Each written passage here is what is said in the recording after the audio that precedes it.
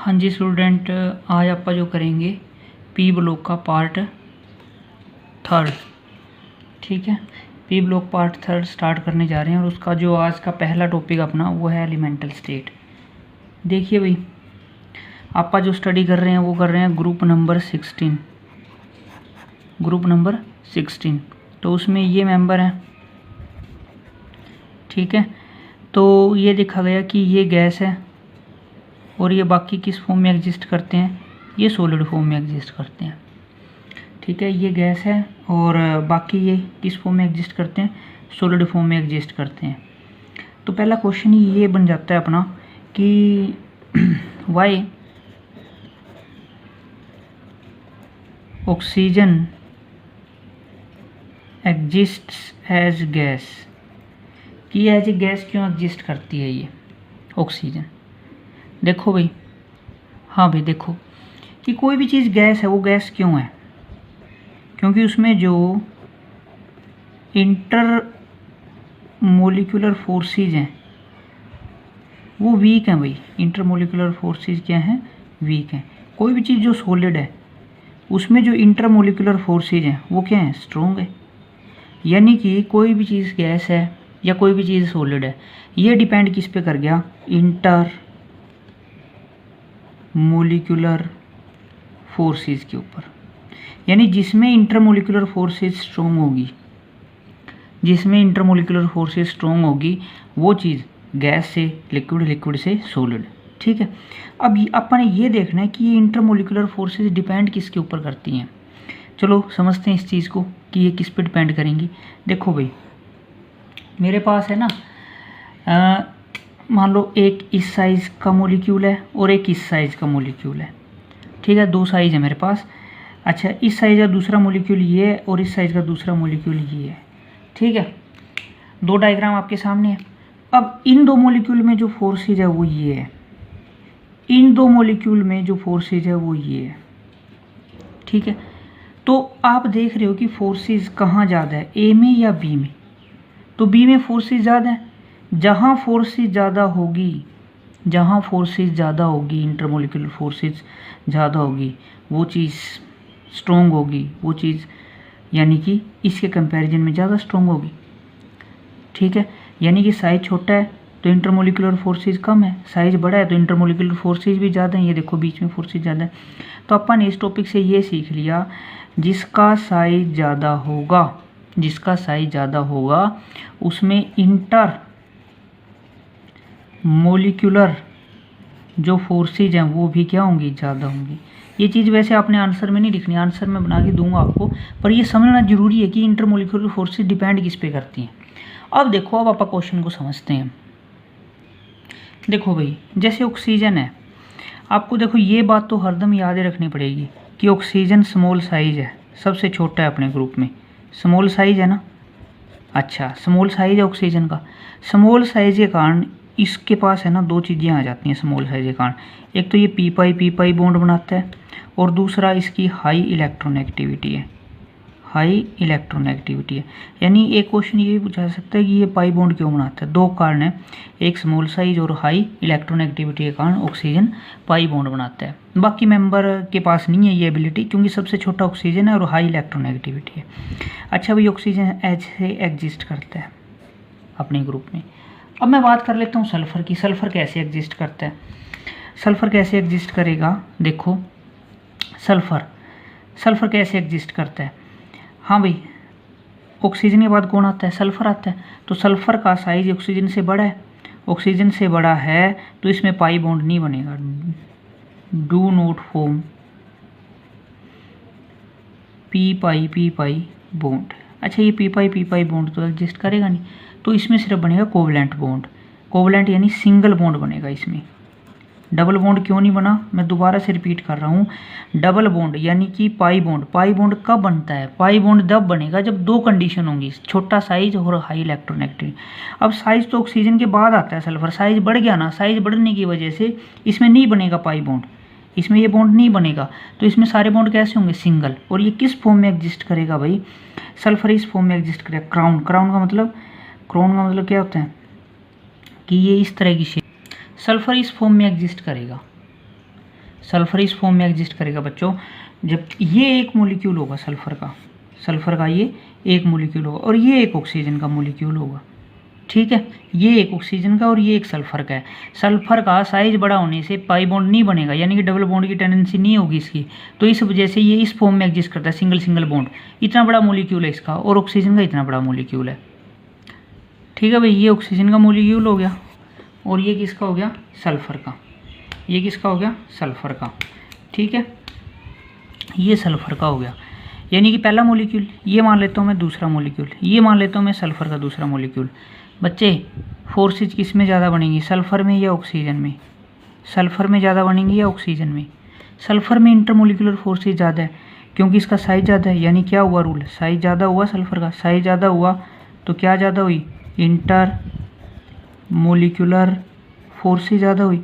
अच्छा बात सुनो, फोर्सेज ज़्यादा है वो चीज़ स्ट्रॉन्ग होएगी या गैस होएगी, मतलब स्ट्रॉन्ग होएगी या फिर वीक होएगी? स्ट्रॉन्ग होएगी क्योंकि फोर्सेज ज़्यादा है, फोर्सेज ज़्यादा स्ट्रॉन्ग होएगी तो ऑटोमेटिकली क्या बोलेंगे उसको, सॉलिड।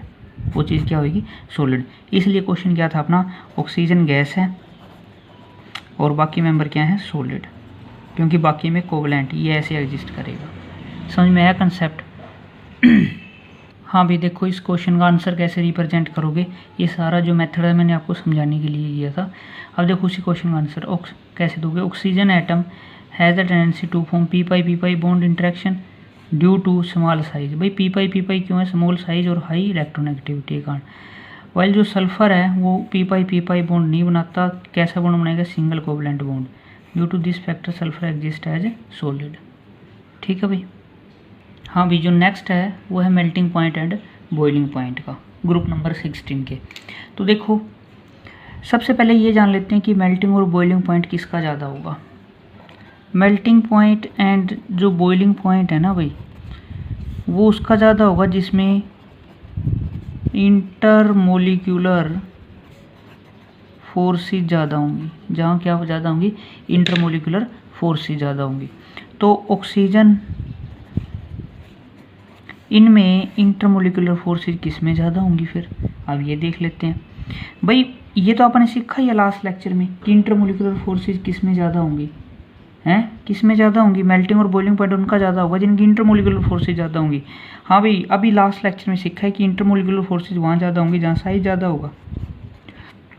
रूल क्या बना, साइज ज़्यादा, इंटरमोलिकुलर फोर्सेज ज़्यादा और मेल्टिंग और बॉइलिंग पॉइंट भी ज़्यादा।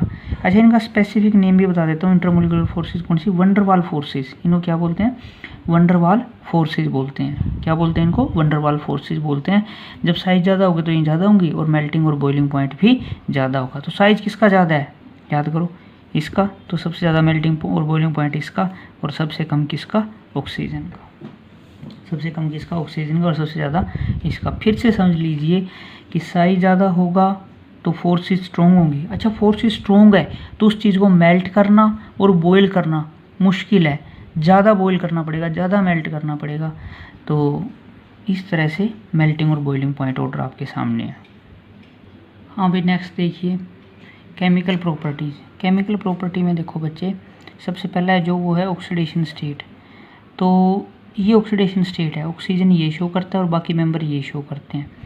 अब सबसे पहली बात तो है कि ऑक्सीजन -2 क्यों शो करता है। देखो भाई ऑक्सीजन एटॉमिक नंबर कितना है, 8 2 6, यानी इसको स्टेबल होने के लिए, स्टेबल कॉन्फ़िगरेशन के लिए कितने इलेक्ट्रॉन की ज़रूरत है, 2 इलेक्ट्रॉन की ज़रूरत है और जो इलेक्ट्रॉन गेन करेगा उस पर माइनस।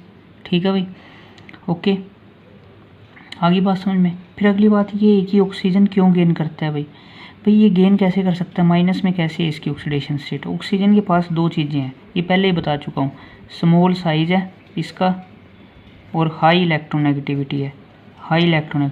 इन दो फैक्टर की वजह से ये माइनस ऑक्सीडेशन स्टेट शो करता है।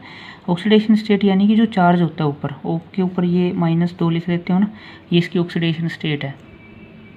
यानी कि ये जो ऊपर चार्ज होता है ना वही ऑक्सीडेशन स्टेट होती है, माइनस हो या प्लस हो।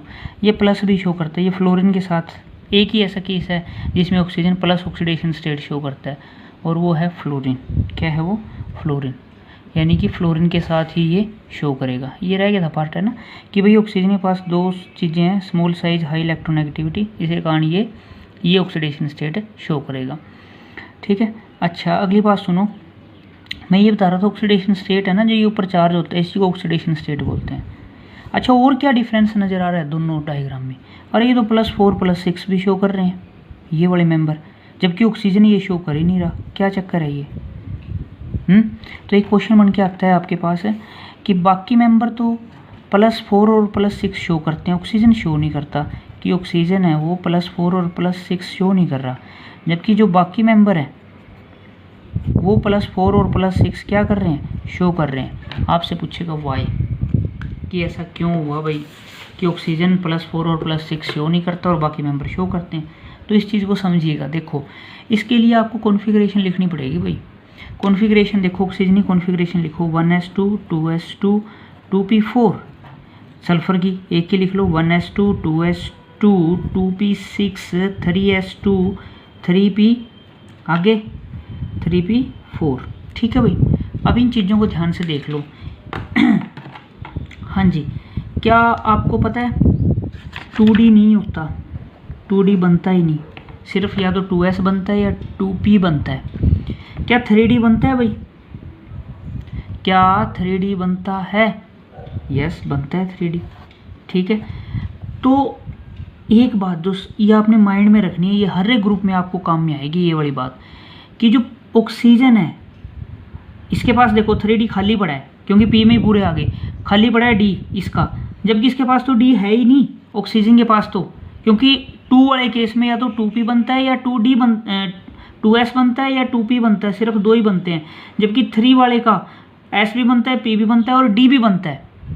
ठीक है, यानी कि सब बंदों के पास सल्फर सिलेनियम टेरिलियम इनके पास क्या अवेलेबल है? डी। इसके पास क्या अवेलेबल नहीं है? डी। तो आंसर क्या रहा अपना कि भाई ऑक्सीजन के पास डी सब शेल नहीं है, इस वजह से ये +4 और +6 शो नहीं कर सकता, जबकि बाकी मेंबर के पास कौन मौजूद है? ये डी मौजूद है, डी मौजूद है और वो भी खाली पड़ा है, ये देखो वैकेंट है, वैकेंट डी ऑर्बिटल के कारण ये +4 और +6 भी शो कर सकते हैं। ठीक है, अब इस चीज़ को लिखोगे कैसे वो देख लो।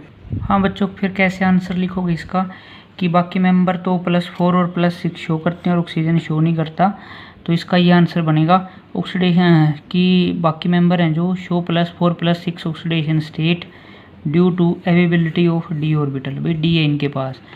ठीक है, oxygen do not D orbital, oxygen के पास डी नहीं है और वो शो नहीं करेगा क्या? +4 एंड +6 ऑक्सीडेशन स्टेट। ठीक है भाई, अब नेक्स्ट लेक्चर में करेंगे बाकी अपन। ओके।